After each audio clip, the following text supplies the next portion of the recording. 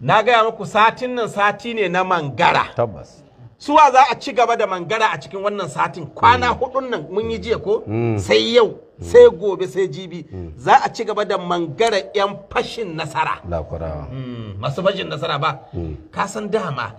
na san marasa kunya ne amma ban taba tsammanin rashin kunya su ya kai haka ba. Gaskiya ne. Billahi lazi. A ce kawai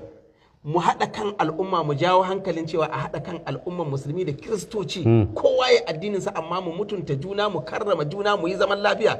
kawai su zo su kafirta ni kan wannan abun amma kuma daga baya su kewaye to ban yi zamanin rashin kunya su ta kai nan ba kuma Allah na yin wani abu ya kamata mutanen duniya su lura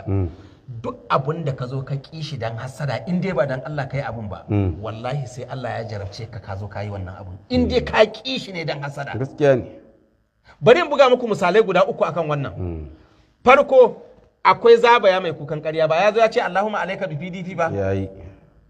to Allah ya nuna cewa ba dan shi yayi ba hasada ce yau gashi ya shige cikin inda ya tsinuwai haka yake an yi wannan abun ko ba ba an yi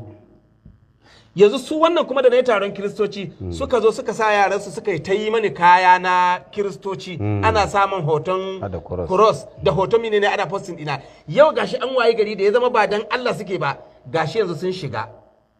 wajen kiristocin su ma irin aikin da naga ya dace a yi da ya zama hassada ce suka yi sai gashi yanzu sun shiga suna yi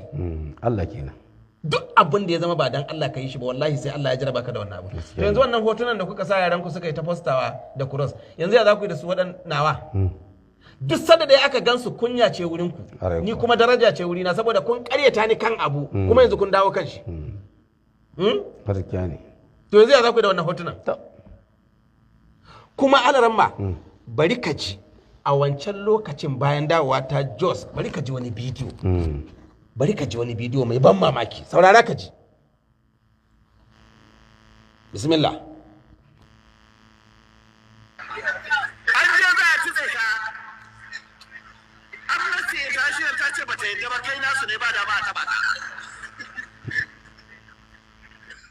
matasa suka ce ko ba za mu je ba sai sun je ka gudu kai Jos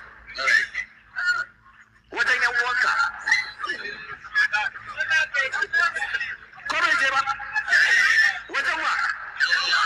yan uwan shi kun gan shi ba mu gan shi ba tare da su sun yi jawabi ko ba su yi jawabi ba suka ce shi wannan namu ne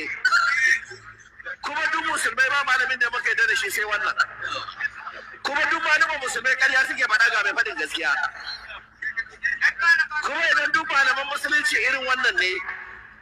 to da mun haɗe mun zama abu guda